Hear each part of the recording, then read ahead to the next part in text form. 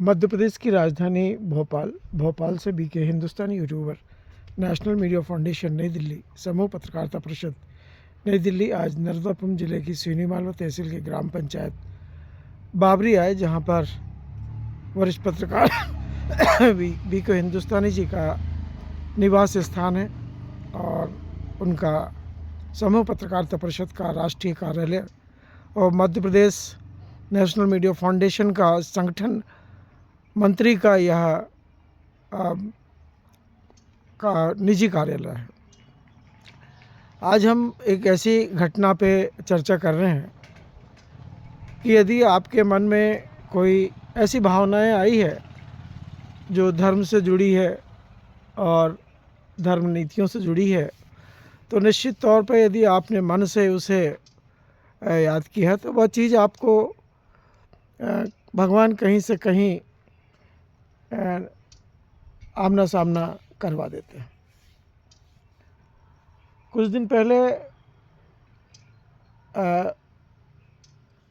तुलसी का झाड़ वरिष्ठ पत्रकार बीके हिंदुस्तानी के यहाँ निवास पर आलोप सा हो गया था। बाड़े में जबकि बहुत से तुलसी के पौधे लगे थे, पर अशुद्धता जब यहाँ अंदर आई तो उसने अपना प्रभाव दिखाया और तुलसी के सभी पौधे पूरी तरह सूख गए। संबंधित अशुद्धता काफ़ी दिन तक रही और उसका प्रभाव भी बना रहा और आज वह विशेष परिस्थितियां फिर शुद्धिकरण में आई। आज मैं स्वयं तुलसी के पौधे के लिए 3 दिन से घर के लोगों को कह रहा था कि तुलसी का पौधा आंगन में होना बहुत ज़रूरी है और खोज करो, तो उसी खोज में आज 5वां दिन था और तुलसी के 2 पौधे, एक केवट कन्या लेकर निकली अपने घर से और उसे मां नर्मदा के पावन तट गौघाट पर स्नान के दरमियान सिराने के लिए लेके गई थी। क्योंकि जब घर में ज़्यादा पौधे हो जाते हैं या पौधे सूखने लगते हैं या कोई ऐसी घटनाएं हो जाती है जिससे कि पौधों के ऊपर में उसका असर पड़ता है, तो निश्चित तौर पर धर्म नीतियों के अनुसार उन पौधों को या तो अपने मुख्य स्थान से निकालकर मां नर्मदा के जल में विसर्जित कर दिया जाता है या फिर एक बड़ा सा गड्ढा खोदकर उसमें समाहित कर दिया जाता है। चलिए हम मुख्य घटनाक्रम पर आते हैं। वह कन्या ग्राम पंचायत बाबरी, तहसील सीनीमालवा, जिला नर्मदापुरम, होशंगाबाद, मध्य प्रदेश की बच्ची मां नर्मदा में 2 पौधों को लेकर निकल रही थी। उसी बीच मेरा वहाँ से निकलना हुआ।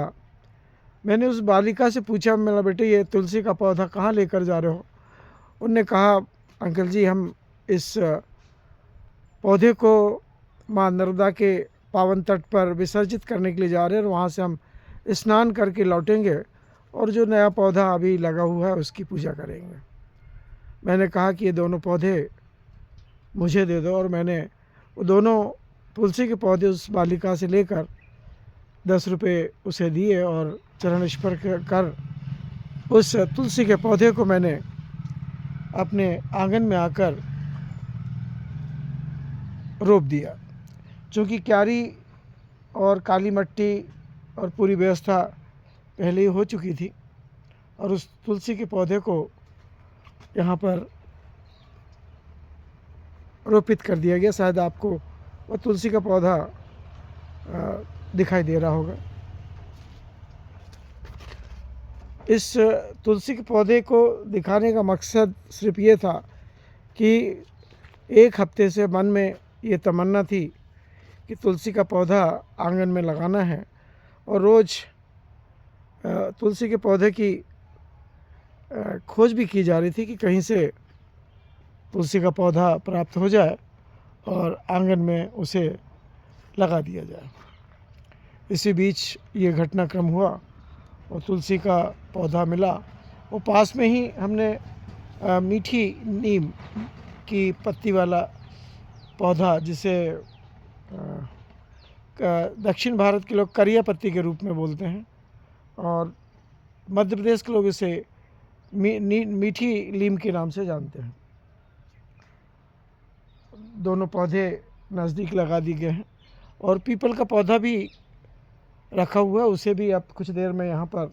ला कर रख दिया जाएगा, जिससे कि सभी पौधों को नियमित रूप से जल भी मिले और नियमित रूप से उनकी पूजा भी की जा सके। तो ये घटनाक्रम ऐसा है कि यदि आपके मन में धर्म के प्रति, वृक्षों के प्रति, पौधों के प्रति यदि प्रेम है तो,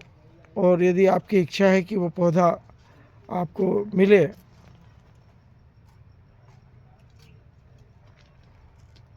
तो निश्चित रूप से वो मन की भावनाएं पूरी होती है और कहीं न कहीं से ईश्वर उसकी पूर्ति करने के लिए ललायित रहते हैं। उसी प्रकार आज जिस प्रकार तुलसी का पौधा हमें मिला और देखिए मक्के के दाने सूख कर तैयार हैं, पर मध्य प्रदेश सरकार रेट नहीं दे रही है और बाज़ार में भी इस फसल का रेट ना होने के कारण किसानों ने इसे अपने घर पर बड़े संभाल के रखा हुआ है। मैं वरिष्ठ पत्रकार BK हिंदुस्तानी आज ही भोपाल से अपने निवास स्थान पर आया हूँ। स्वास्थ्य इस समय ख़राब चल रहा है और डॉक्टर ने इस समय घुटने के कुछ समस्या को लेके बॉम्बे जाने के लिए कहा है। कोशिश की जा रही है कि फसल का सही मूल्यांकन यदि हो जाता है तो घुटने के कटोरी के इलाज के लिए बॉम्बे कुछ दिन में निकलना बहुत ज़रूरी है। और अभी आज ही अनिश नैयर जी से बात हुई, अग्रवाल जी से बात हुई, बैतूल, और पिछले दिन राष्ट्रीय अध्यक्ष राजेंद्र जैन जी से भी बात हुई मेरे स्वास्थ्य को लेकर। तो उन्होंने एक विशेष बैठक का आयोजन नर्मदापुरम में किया है और वे हो सकता है 1 या 2 दिन के अंदर में SP और कलेक्टर से पिछली घटनाओं को लेकर चर्चा करेंगे और आने वाले समय में सुरक्षा मिल पाएगी, ऐसी भावना उन्होंने व्यक्त की है। जय हिंद, जय भारत।